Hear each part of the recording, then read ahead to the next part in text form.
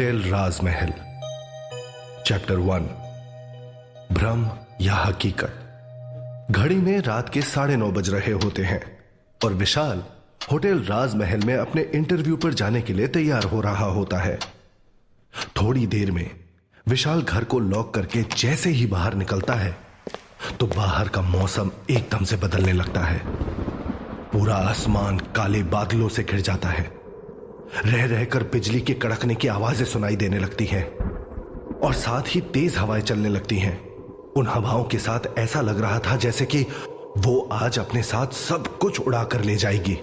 एकदम से घर की बिजली गुल होती है और हर तरफ घोर अंधेरा छा जाता है। विशाल ये नजारा देखकर हैरान रह जाता है और खुद से बुदबुदाते हुए कहता है, अरे ये अचानक मौसम को क्या हो गया?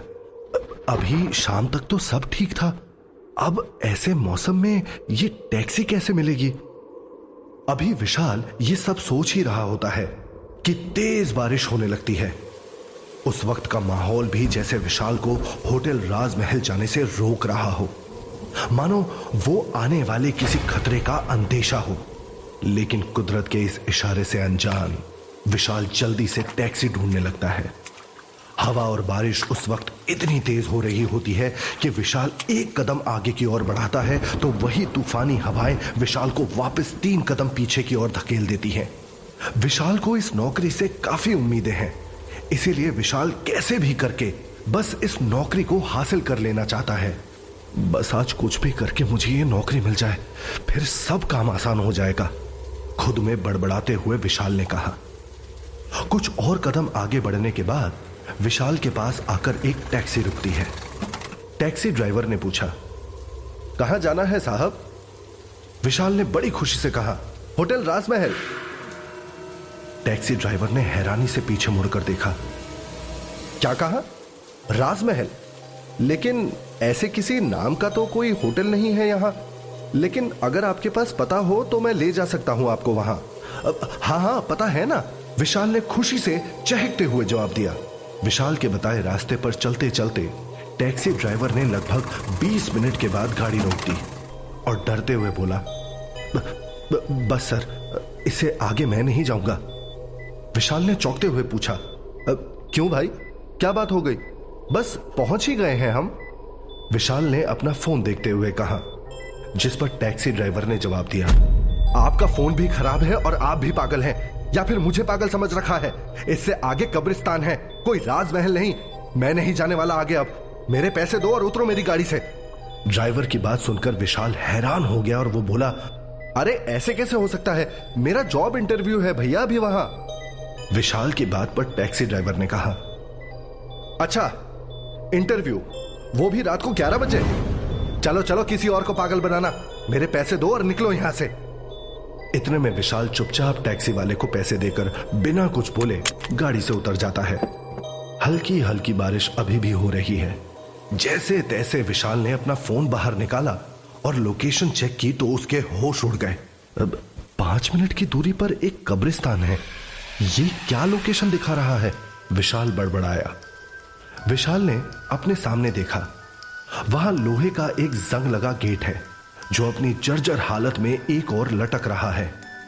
अपने साथ छाता लिए विशाल उसी गेट से थोड़ा आगे बढ़ने लगा।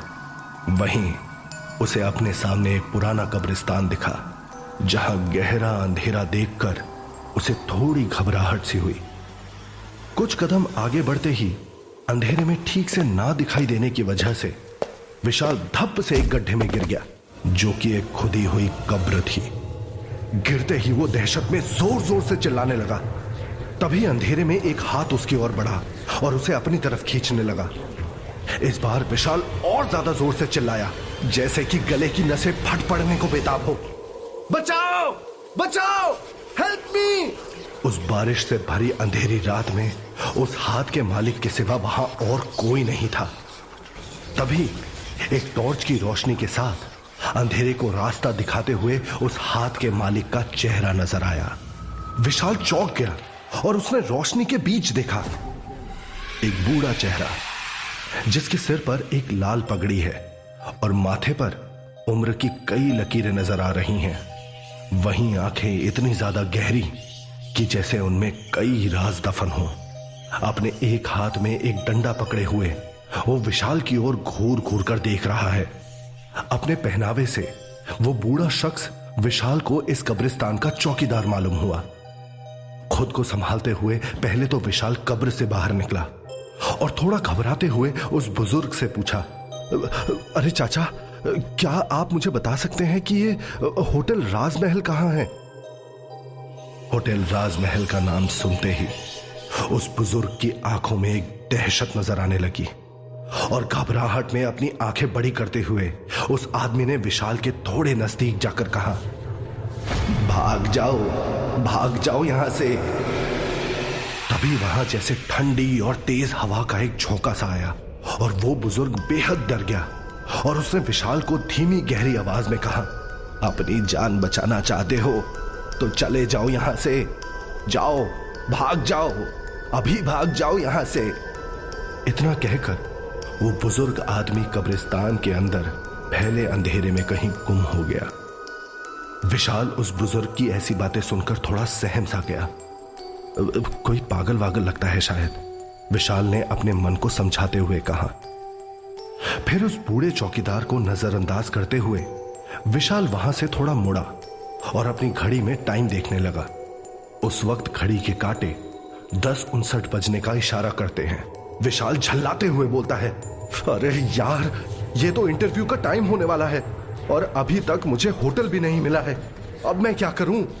अभी विशाल ये सब सोच ही रहा होता है कि घड़ी में 11 बजते हैं और अचानक से एक तेज ठंडी हवा का झोंका विशाल को महसूस होता है। ऐसा लगता है मानो एक पल के लिए सब कुछ थम गया हो और देखते ही देखते वहां के माहौल में एक अजीब सी गंध फैल जाती है। ओहो, कितनी गंदी बदबू है ये। अभी विशाल अपने आसपास हुए बदलाव को महसूस कर ही रहा होता है कि विशाल की नजर सामने खड़ी एक महल नुमा बिल्डिंग पर पड़ती है। अरे वो रहा सामने मेरी सारी मुश्किलों का हल, होटल राजमहल, खुशी से चिल्लाते हुए विशाल ने कहा। एक बड़ी सी सफेद रंग की बिल्डिंग जिसे देखकर ऐसा लग रहा है मानो बदलते समय के साथ होटल ने भी अपने ऊपर बहुत कुछ झेला हो। उस होटल का रंग समय के साथ पीला पड़ गया है और होटल राजमहल का बोर्ड भी टूटा हुआ है, जिसमें से महल गायब है और बचा हुआ है तो सिर्फ राज, अनगिनत राज। एक पल के लिए विशाल ये देखकर चौंक जाता है और उसे अपने सामने होटल का बड़ा सा दरवाजा नजर आता है। वो दरवाजा किसी किले के दरवाजे की तरह 10 फीट ऊंचा और 6 फीट चौड़ा होता है। विशाल ने जैसे ही होटल के दरवाजे को छुआ, वो बस अपने आप ही खुलता चला गया और अंदर से राजमहल में पसरा सूनापन ठंडी हवा के झोंके के साथ आया, जो विशाल को एक सिहरन दे गया। दरवाजा खुलते ही जो नजारा विशाल ने देखा, वो उसने अपने सपने में भी नहीं सोचा था। बिल्कुल अपने नाम की तरह दिख रहा है वो पूरा राजमहल। विशाल जैसे ही होटल के अंदर गया, होटल का दरवाजा पीछे अपने आप ही बंद हो गया। विशाल को थोड़ी हैरानी हुई कि यह दरवाजा खुद से खुलकर खुद ही कैसे बंद हो गया। विशाल ने आगे देखा तो अचानक होटल की लाइटें जगमग जगमग होकर बंद हो गईं। पूरे होटल में गहरा अंधेरा छा गया था। विशाल को कुछ समझ नहीं आया कि अचानक से ये क्या हो गया। वहां इतनी शांति है कि विशाल अपने दिल की धड़कन भी सुन पा रहा है। तभी विशाल ने हिम्मत करके कहा, कोई है क्या यहां? हेलो। विशाल बस इतना ही बोल पाता है कि एकदम से पूरे होटल की लाइट्स वापस जल जाती हैं, मानो वो होटल विशाल की बातें सुन रहा हो। विशाल आगे बढ़ा तो उसने देखा कि पूरे होटल में सफेद रंग का मखमल का कालीन बिछा हुआ है। होटल की दीवारों पर टंगी तस्वीरों की ओर देखकर तो विशाल की आंखें बड़ी हो गई। किसी तस्वीर में किसी का सिर कटा हुआ है तो किसी में किसी की आंख नहीं है। पूरे होटल में विशाल को अजीब सी फूलों की डेकोरेशन नजर आती है। विशाल ने ऐसे फूल अपनी जिंदगी में कभी नहीं देखे होते, इसीलिए विशाल उन फूलों को देखने के लिए उनके करीब जाता है, पर उन फूलों की गंध से विशाल का सर चकरा जाता है। वहां से दूर जाते हुए विशाल धीमे कदमों से आगे की ओर बढ़ता है। इतने बड़े होटल में ना तो विशाल को कोई गेस्ट नजर आता है और ना ही कोई स्टाफ। रिसेप्शन को ढूंढते ढूंढते वो आगे की ओर बढ़ता जाता है। विशाल चलते हुए एक बहुत बड़े गलियारे तक पहुंच जाता है, जहां उसे बाईं ओर सीढ़ियां नजर आती हैं। वहीं दाईं तरफ एक दीवार पर एक बहुत बड़ा शीशा लगा हुआ है। विशाल गौर से उस शीशे में देखने लगता है। तभी विशाल को अपने साथ साथ 2-3 लोगों के अक्स नजर आते हैं, जिनका चेहरा जला हुआ है। चेहरे पर जहां तहां से मांस के टुकड़े गिरते जा रहे हैं। तभी अचानक से वे चेहरे उसे ही घूरते हुए नजर आने लगते हैं। यह नजारा देखकर उसकी रूह कांप जाती है और उसके गले से इससे पहले कि कोई आवाज निकल पाती, पल भर में वो साए अपने आप आईने में जैसे सिमट जाते हैं। विशाल को अपनी नजरों पर ही जैसे विश्वास नहीं होता। विशाल खुद से बड़बड़ाता है, क्या मुझे भ्रम हो रहा है? वहीं होटल का माहौल ठंडा होने के बावजूद विशाल के माथे पर पसीने की बूंदें झिलमिलाने लगती हैं। कुछ देर बाद होटल का मुआयना करते करते विशाल होटल के रिसेप्शन पर पहुंचता है और वहां जाकर घबराते हुए आवाज देता है, कोई है यहां? किसी की आवाज ना आने पर विशाल थोड़ा जोर से बोलता है, अरे कोई है भी यहां? तभी अचानक रिसेप्शन डेस्क के नीचे से एक आदमी उठता है और विशाल के सामने उसकी आंखों में देखकर उसे उंगली के इशारे से चुप रहने के लिए कहता है। ऐसे अचानक से एक आदमी को अपने सामने देखकर विशाल चौंक जाता है। उस आदमी की हालत देखने में बहुत खराब लग रही होती है। उसकी आंखों के नीचे काले घेरे और आंखें एकदम लाल, जैसे कि वो बरसों से सोया ना हो, जिसमें दहशत साफ नजर आ रही है। उस आदमी के पागलों की तरह बाल बिखरे हुए हैं और होठ एकदम सूखे दिखाई पड़ते हैं। वो देखने में काफी दुबला और बदहवास हालत में नजर आ रहा होता है। विशाल को अपनी आंखों पर विश्वास नहीं हो रहा होता कि इतने बड़े होटल में एक ऐसा दिखने वाला आदमी आखिर क्या कर रहा है। तभी वो आदमी धीरे से विशाल से पूछता है, क्या तुम मुझे देख पा रहे हो? ऐसा सवाल सुनकर विशाल हैरान हो जाता है और हां में अपना सर हिलाता है। बस इतना सुनते ही उस आदमी के चेहरे में एक अलग सुकून नजर आने लगता है और वो खुशी खुशी विशाल को बताता है, मैं यहां का रिसेप्शनिस्ट हूं और प्लीज तुम थोड़ा धीरे बात करो। विशाल उस आदमी से पूछता है, अरे तुम मुझे धीरे बोलने को क्यों बोल रहे हो? और यहां होटल में भी कोई नजर नहीं आ रहा, ना कोई गेस्ट है और ना कोई स्टाफ।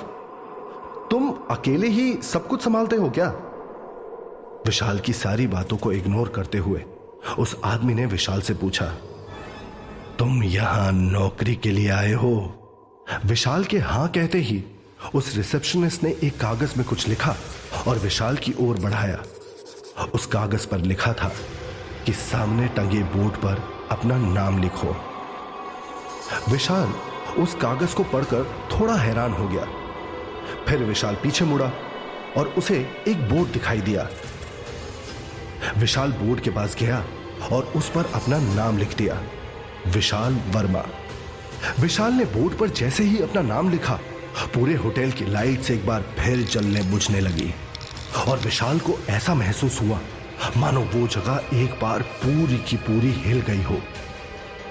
विशाल का सर चकरा गया और उसके पूरे शरीर में एक सिहरन सी दौड़ गई और विशाल ने जैसे ही पीछे मुड़कर देखा, रिसेप्शन पर खड़ा वो आदमी जोर से चिल्लाया, अब सब तुम संभालो, मैं तो चला।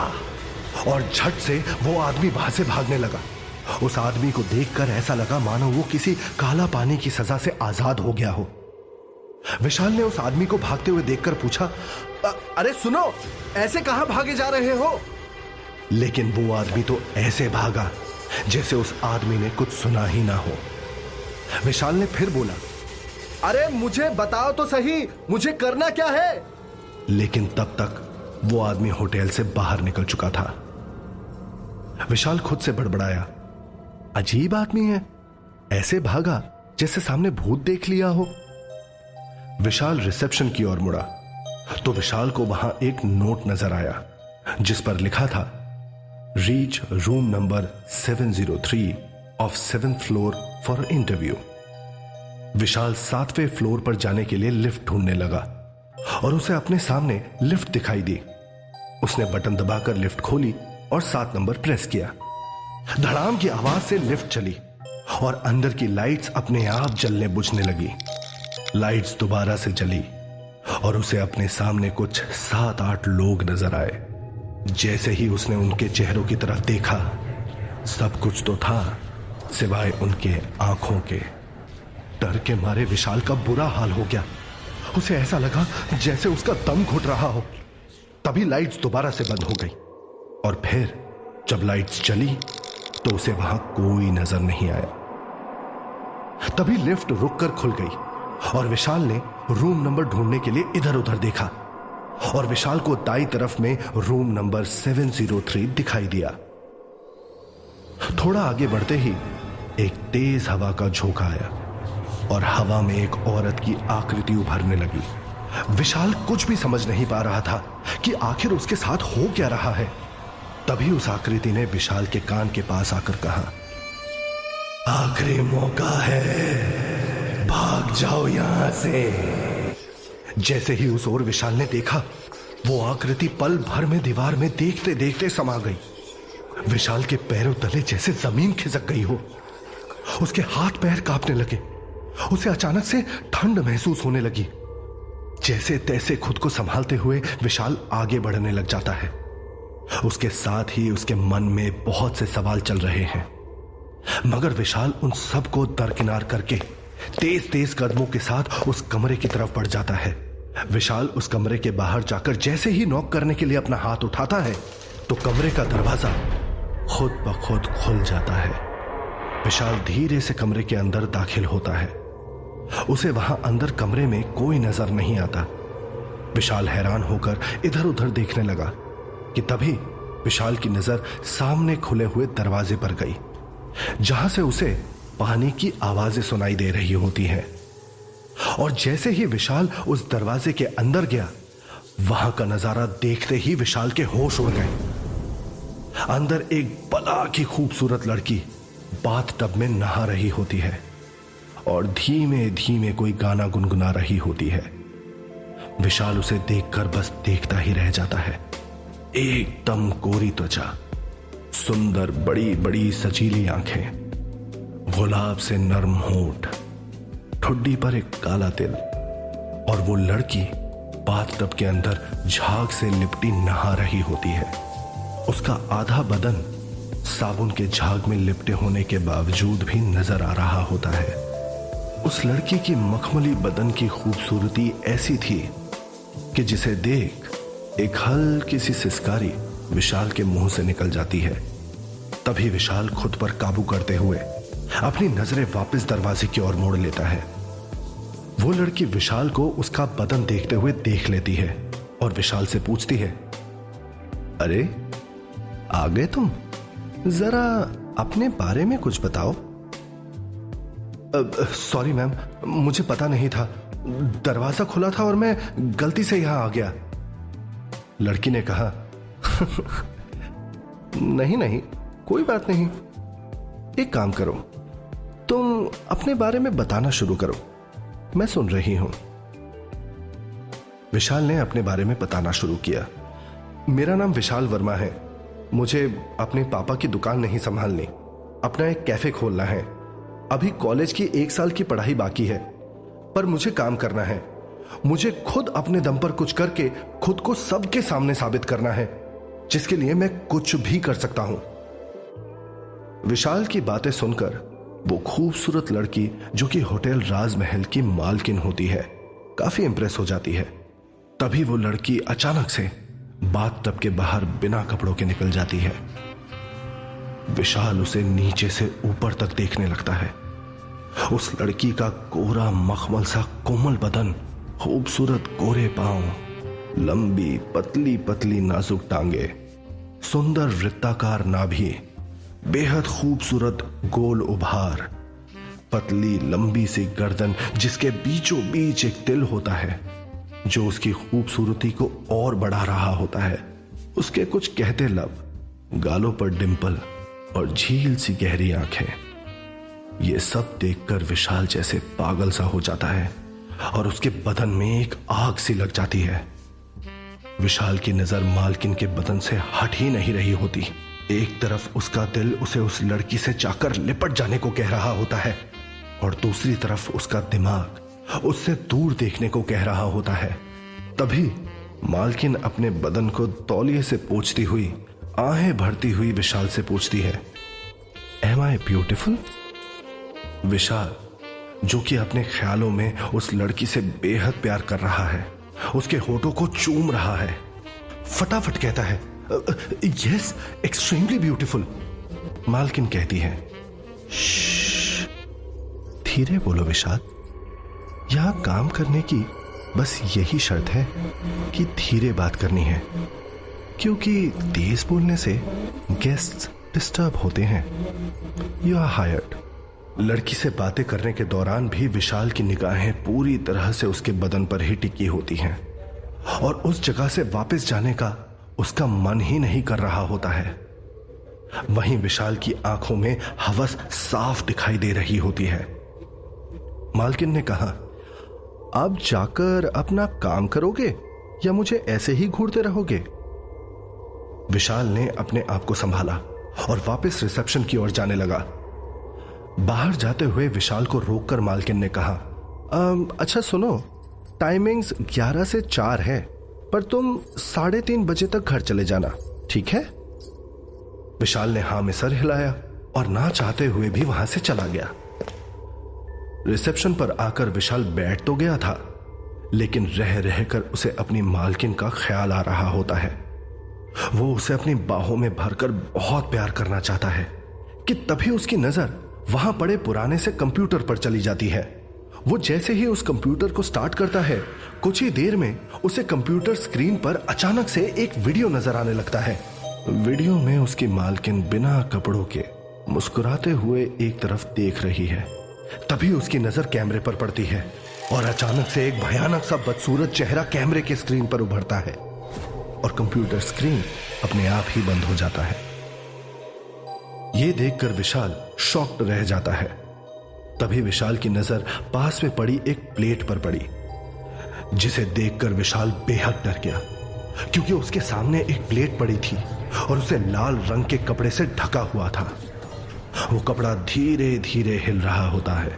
विशाल डरते डरते वो कपड़ा हटाता है और सामने देखकर उसे अपनी आंखों पर भरोसा नहीं होता। उस प्लेट पर एक आदमी का कटा हुआ सर पड़ा होता है और उस पर कीड़े भिन भिना रहे होते हैं। यह देखकर विशाल अपनी कुर्सी पर चढ़कर बैठ जाता है और डर के मारे ना चाहते हुए भी जोर से चिल्लाता है। तभी उसे चारों तरफ से की आवाज सुनाई देती है। विशाल की आंखों में दहशत तैरने लगती है और वो चारों तरफ नजर घुमाता है, पर उसे कोई नजर नहीं आता। यह देखकर विशाल की हालत खराब हो जाती है और तभी वहां लगी वॉल क्लॉक बजने लगती है और विशाल घड़ी की तरफ देखता है तो 3:30 बज रहे होते हैं। विशाल फटाफट अपना बैग उठाकर होटल से बाहर की ओर जाने लगता है। विशाल तेजी से होटल के दरवाजे तक दौड़ता है। विशाल जैसे ही दौड़ रहा होता है, उसे अगल बगल से अजीब अजीब आवाजें आने लगती हैं। अपने साथ साथ विशाल को किसी और के दौड़ने का एहसास भी होता है। किसी की तेज सांसों की आवाज सुनाई पड़ती है। विशाल तभी दरवाजा खोलकर बाहर आ जाता है। तेजी से दौड़ने के कारण वो बाहर आकर गिर जाता है। तभी होटल का दरवाजा धप की आवाज से बंद हो जाता है, जैसे कि किसी ने खुद से उसे बंद किया हो। अपने आप को संभालते हुए विशाल खड़ा होता है और अपने कपड़े ठीक करता है। डर के कारण विशाल गहरी सांसें ले रहा होता है। वहीं रुककर विशाल टैक्सी की वेट करते हुए सोचता है, ये सब अभी क्या हुआ मेरे साथ? मुझे तो लग रहा है मुझे इस जॉब के लिए मना कर देना चाहिए। तभी विशाल को होटल के अंदर से बहुत से लोगों के रोने और चीखने की आवाजें आने लगती हैं। अंदर क्या हो रहा है यह देखने के लिए विशाल अंदर चला जाता है। अंदर का नजारा देखकर विशाल हक्का बक्का रह जाता है। चारों तरफ आग लगी होती है।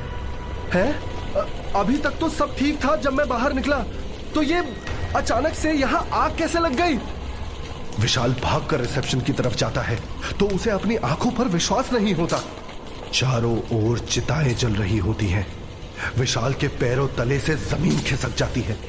वो यकीन नहीं कर पा रहा होता है कि ये सब उसके सामने हकीकत में हो रहा है। तभी उसे चौंकाते हुए पीछे से एक आवाज आती है। विशाल, मैंने कहा था ना तुमसे कि 3:30 बजे तक वापस चले जाना, फिर यहां क्या कर रहे हो? विशाल ने पीछे मुड़कर देखा तो होटल राजमहल की मालकिन भी एक चिता में जल रही होती है। चारों तरफ जलती चिताओं का आलम देखकर विशाल वहीं चक्कर खाकर गिर जाता है। सुबह जब विशाल की आंख खुलती है तो वो अपने दोस्त अमन के घर पर बिस्तर पर से उठता है। विशाल इस होटल राजमहल में नौकरी करने के लिए जयपुर से कुछ दूरी पर पड़ने वाला गांव दौसा से यहां जयपुर में अपने दोस्त अमन के घर रुकता है। वो खुद को कमरे में देखकर बड़बड़ाता है, मैं यहां कैसे? मैं तो वहां होटल में था ना, और वहां कल रात आग लग गई थी और वो मालकिन आग में जल रही थी। इतनी सारी चिताएं थी वहां। हे भगवान, ये मेरे साथ क्या हो रहा है? तभी विशाल अपने कमरे से उठकर बाहर ड्राइंग रूम में जाता है और उसे देखकर अमन के दादाजी थोड़ा हैरान हो जाते हैं। विशाल सहमी आंखों से दादाजी की ओर देखकर कहता है, दादाजी, जब से मैंने वो राजमहल की नौकरी ली है, पता नहीं मेरे साथ क्या हो रहा है, और कल मैं बड़ी मुश्किल से अपनी जान बचा पाया हूं। दादाजी विशाल की आंखों में देखकर कहते हैं, विशाल, तुम अकेले वहां से वापस नहीं आए हो?